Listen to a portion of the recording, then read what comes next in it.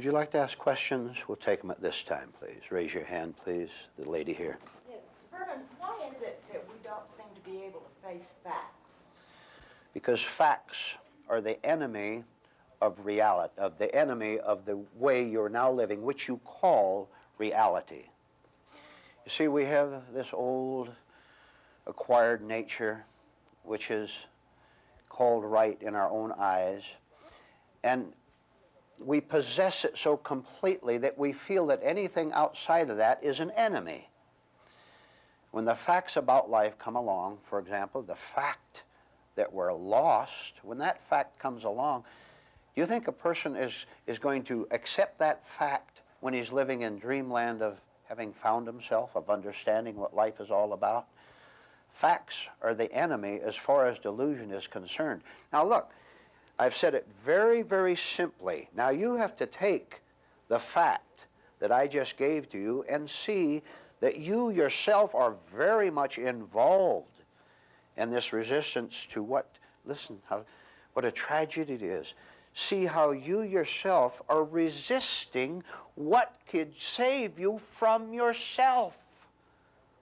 But if you don't know you're lost, and if you don't want to admit it, then you're just going to have to prophesy your own future, which is a continuation of the way you've lived in the past, which is a pretty dreadful state, isn't it? Would you like to be free of yourself? Would you really like that? It is possible, but not as long as you call yourself happy now, because you're not. Far from it, right? You know, self-honesty is one of the most difficult things for human beings to accomplish within themselves. Plain old self-honesty. Ask yourself sometime, come on now, self, what are you really like? Not pretending, not justifying your anger. How many of you were mad the last week? How many have been angry all your life? Of course you are, and you suppress it and lie about it. Your anger is destroying you. Now look at the fact I just gave you. Your anger is destroying you. Do you know why that didn't penetrate? I'm going to give you something very advanced. Because you are in love with the destruction of your anger. You love to get angry because, oh, the excitement of destroying yourself appears to be life to you. It is not life at all. It is lifelessness. True life is the absence of everything wrong inside of you. Are you simply willing to give up what is wrong in order to have something 1,000,000 times higher than the false thrill of getting mad? You have to make a decision. You have to make a decision in favor of yourself. Why don't you start right now? Don't expect your friends to go along with you. They don't want it. The world doesn't want what we're discussing here now. What we're discussing here is the enemy to the world. And it's the enemy of your present nature, the way you're now living. If you can recognize this fact, you can begin to be free of all your problems. But again, just now, your problems are very valuable to you because you haven't known anything else but a life dominated by difficulties, so that you can go around and complain and cause trouble. And you ought to be ashamed of yourself. You ought to be ashamed of yourself, of what you're doing to both yourself and to everyone else. Because what you've done to yourself, you automatically must do to other people. Don't you tell me you love anyone. You don't know what it means to love. Your nature can't love. Love exists, but it's a long ways off. Do you want to start and take the first step right now? You can. If you start to take the first step, the time will come, if you persist in it, you'll no longer be a hateful human being burning yourself as you are now doing. Wouldn't it be nice not to burn yourself anymore? It is possible. For the few who want it, this gentleman. Yeah. Vernon, how can I separate myself from my anger? Separate yourself from what? From my anger. From your anger. First of all, you have to, I just discussed it in a way, you have to see that it's there. Now look, I used the word justification a few minutes ago. The average person, when he's told he's being angry, what will he do? You know what he'll do because you know what you'll do. You'll say, well, I have a right to be angry. Do you see what the world has done to me? Of course I have a right to be angry. Do you know what you're saying? You're saying, I have a right to wreck my life. You tell me one good thing about being angry. Just one. You can't do it. And if you try to do it, you'll be deceiving yourself in a very foolish attempt to hang on to your anger because this is what you love. What kind of a man, what kind of a woman would go around loving hostility? Not a very healthy person, right? So you have to begin to see what's going on inside of you. Look, you see, the process of inner change does indeed start with just one step. For example, just being here and listening to these facts. That's the first step. Now look, you'll make a great mistake if you take one step and then start to worry about step 2, 3, 4, 10, and 15. Never mind step 2, 3, or any step that is immediately ahead of you. If you do that, if you worry about it, you'll be going into time thinking. You'll be going into a very subtle trap that you don't see. To correct it, do this. Take your one little step at a time. Just coming to a meeting like this, come to every meeting. Just keep coming back. Don't let your mind deceive you and lead you astray by asking all sorts of horrid questions. Just the one step at a time of coming here. If you came here persistently over a period of weeks and months, the second step would come to you. You don't go to it. It comes to you because you're standing there waiting. Do you understand that just waiting for the light to come to you is a very profound spiritual principle? You're in darkness and you don't know what to do about it. How can your darkness create light? It can't. But you're standing there waiting, and truth, reality, God recognizes your position, that you're now receptive, that you want to learn, and the light comes to you, and lo and behold, you are carried to the second step. And you stop right there. You stop right there. And you do the whole thing over again. You're being very patient with yourself, not condemning yourself, not boasting about what you learned or anything, but you stay right there. The next step will come to you, and the next, and the next. See how this connects with the idea of getting yourself out of your own way, of not insisting that you know what's coming next. You don't need to know what's coming next, and if you do know, it's a false knowing based upon your desperations. Oh, I hope these teachings turn me in a certain direction so that I can get what I want in order to feel secure.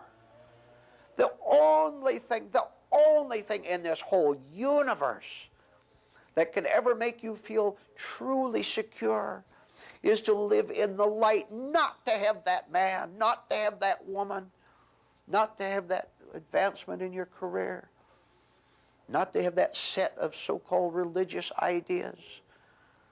Look how scared religious and philosophical people are. All they have are words and repetitions, and the inner condition is not the same as what they claim. We're talking about authentic security that has nothing to do with your old thinking habits at all, but something that comes to you when you set yourself voluntarily in a position to learn. If you wanted to learn gardening or a business practice, you would go to the classroom, the school where that's being taught, right? You would go there and you would sit and wait for the teacher to instruct you. You wouldn't tell the teacher. You wouldn't tell the teacher how to talk, how to teach. You're the student. Please be a spiritual student. Come and just listen and stop pretending that you already have the answers. It is this pretense that prevents you from having the answers to your own heartache and your own desperation and your own fear. The gentleman. Vernon, you once said that an awakened man is protected by a very high law. Could you say more about this? Yes.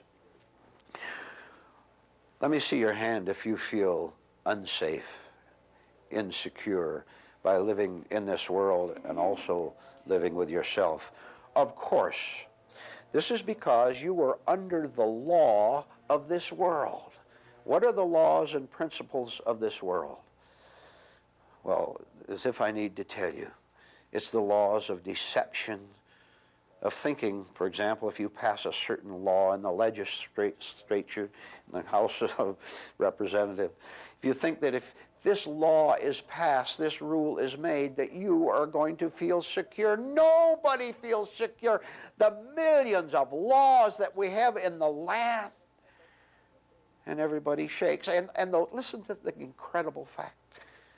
The very shaking people say, let's pass another law so we'll feel safe. And then they shake, they say, let's pass another law, and then they shake. And there's no end to the madness. Now, it just so happens that there is a law that is above the human mind, above the intellect. Now, if you are going to live in the authentic security of this higher law, this cosmic law, this spiritual law, if you're going to live in that, you can't live in this world. You can't be psychologically attached to this world. You can't want anything from it. You can't go around like the other mad people in this life are doing, trying to be someone, trying to prove them to themselves that they know what they're talking about, and they don't know. That's why they do all these things, in order to convince themselves. So you have your choice. You can see the madness of this life and say to yourself, it has only wrecked me up till now, so I'm going to be an explorer. It might frighten me a little bit, but so what? I'm frightened already. Why not explore these higher principles that we're talking about? And if you go all the way to the end of that, you will find this higher law, this higher rule that we've talked about so often, and you will live in that. But it won't be your old nature that's living in it. It won't be your name that's living in it, which is why it's so difficult. You see, if you live in a poor country, you're a citizen of that country, and you want to move to a wealthy country, how are you going to get to the new country without leaving the old one first? Most people think that they can bargain with reality, bargain with God. Well, I'll come into your country if I can also stay in my country. Now, how's that for being split? How's that for having a divided mind? I'm going to give you a hard saying, a beautiful hard saying. It is one way or the other. You can't have your old country, your old nature, and have the new country, the new nature at the same time. Make up your mind which you want. If you prefer to live where you are, in your misery, then you will stay in that country and suffer the consequences of it, just as you suffered from it today. Just in the few hours in this day that we're experiencing right now, you've suffered. And I will tell you, by the way, that 99 9/10 of your pain, of your anxiety, was unseen by you. This, by the way, is why people deny that they're unhappy. They deny and they lie. Now, if you lie, you cannot change. You can only suffer from deceiving yourself. You can start to tell the truth, and you can start to change. The gentleman. If I could stop comparing myself to others, Vernon, would I begin to be real? If you stop comparing, yes. If you could do that, yes, because that involves a very deep process. Follow it, please. You compare yourself with let's say a man is comparing himself with another man. He knows that he's maybe making a moderate amount of money and in a certain social condition, and he compares himself with someone else, someone he graduated from high school with, and he becomes envious, and he says, compared to him, I'm a failure. In one way or another, I'm a failure. Maybe you even have more money than the man you're comparing yourself with, but you say he has more popularity, he has better looks than I have. Comparison is a very insidious thing, and here is the very heart of where it is wrong. Comparison is an extremely cunning trick, which the ego plays in order to keep itself intact. The very moment you compare yourself with anyone else, that automatically gives you the self-deception that you are you. For example, you are poorer than that other man, or you're not as nice looking as he is, or life has not treated you as fairly, as nicely as life treated that other man. Now here's the subtle trick. What you were really doing, unknown to yourself, is saying, I am poor, I'm rich, or whatever. What you really want to do is say, I. What you really want to do is try to convince yourself that you are indeed an independent human being, apart from the all, apart from the cosmic whole. You are not. You are not separate, and that is the cause of all your problems, by believing that you are. Oh, you don't think I don't know how hard this is to grasp? I know how everything inside of every human being fights viciously to push away the fact I've just given to you, and I'm going to give it to you again. None of you, listening and watching, are who you think you are. What you have done is build up in your mind a set of identities, and they all start with I, don't they? I was this or that 20 years ago, but it looks as if I'm going downhill now.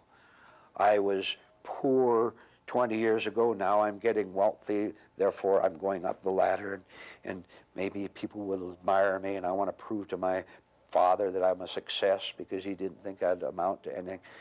It all starts with I. This I, please listen to what I'm going to say. This I that starts all these delusory sentences, this I does not exist at all. You are not you. Now, why is everyone going to fight this? You don't know how you fought it right now when I said this, because you're not aware of your unconscious resistances. You're not aware of how afraid you are of putting aside this delusory self and finding the reality with a capital R that exists a million miles above it. You don't know how afraid you are to face the facts of your own nothingness. But to be nothing in this world is, listen, is to have eternal life. Because when you cease to be what you've called yourself, you cancel time, you cancel the mechanical mind up here, which creates time, and you live in an entirely different state than this state that says, I compare myself with other people and I feel inferior, or I feel superior, and that keeps the false sense, the time self, going. Let me break in and ask you a question. Are you going to go all the way with this? If you go all the way with this, then you'll know exactly what we've been talking about.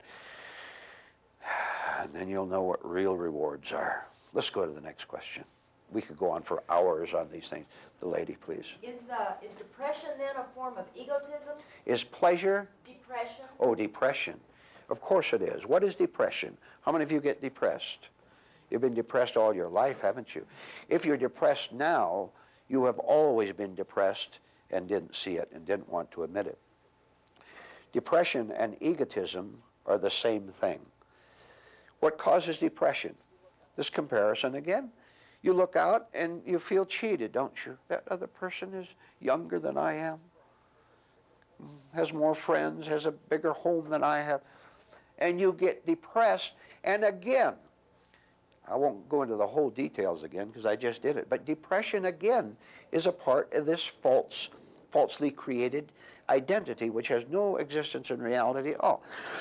But if you can say, I'm so depressed, when you say I am depressed, who are you talking about? Yourself. And that's what you love to get everything centered around you, which is why you are sick. And which is why you are so cruel. Which is why you have no conscience at all. When you go to the very end of all these facts, then and only then will you have a real conscience. Only then will you stop hurting other people. You don't know what you're doing to others because you don't know what you're doing to yourself. If you are depressed, you are a lost human being, and you'd better have the courage and the decency to admit it so that you stop punishing yourself and everyone else. You claim to love other people, you don't know the meaning of love at all. All you have is the word. And you know, all of you listening and watching know in your heart that I am telling you the truth. So the question is, do you want the truth or do you want to resist it? Do you want to dislike it and turn away from it? It's one or the other, ladies and gentlemen. The gentleman here. Vernon, why can't I give up my toys? Well, you see, let's find out what toys are, first of all. Toys are the way you talk in order to impress other people. Toys are your series of self-prophecies in which someday you're going to be better off than you are today. Toys are your petty pleasures of winning an ego victory over someone else. Toys is everything coming out of a deluded mind in which you get petty pleasures that contribute to your overall delusion, which you presently prefer in face of facts. Now, the reason you don't give up your toys is because you don't know that there is a mature way of living. Now look, when a little child gets on the living room floor, 5, 6 years old, and his little toy dogs and the baseballs and things like that, you can understand a child doing that. That's his level. He has to play with toys. All right. Now, you're grown up physically. You're adult human beings. Why are you still playing with the toys that you picked up years ago from society, from other people? Why are you still playing with those toys? Because you have not grown. It's very simple. You have not grown up spiritually, and you haven't grown up spiritually because you have not chosen to do so. You know, again, the illustration of a little child. The time comes when he's, say, 8 and 9, when he wants to put away his toys because he sees a book. He sees a book of science. And he picks the book up, and first he's torn between the book and the toy dog, right? He goes back and forth between it. After a while, simply because he's beginning to mature naturally, he looks a little more each day at the book and a little less at the toy. This comes naturally in that sort of development. But I want to make one thing very clear to you. You do not mature naturally in the same way as far as spiritual things are concerned. You personally must make a very deliberate effort to shock yourself out of playing with toys. You must make a deliberate move toward that book, not knowing what it's going to give to you, the book of spiritual teachings, let's say. You must make a deliberate move and watch your pain over leaving your toys of being a childish human being. Do you know that the world is nothing but childish human beings pretending that they're mature, and inwardly they cry? All they want is chocolate bars. All they want is cake. All they want is ice cream. That is, all they want, things that give immediate gratification. Never caring really about their own life here on earth. These classes, these teachings will show you the value of growing up, so that the attraction of the toys gradually falls away, and the attraction of something higher than toys finally comes to you. And little by little, you'll watch yourself dropping the toy and walking toward the bookcase, seeing all those marvelous things to learn there. And all by itself, the urge to grow will come to you. All you have to do is permit it.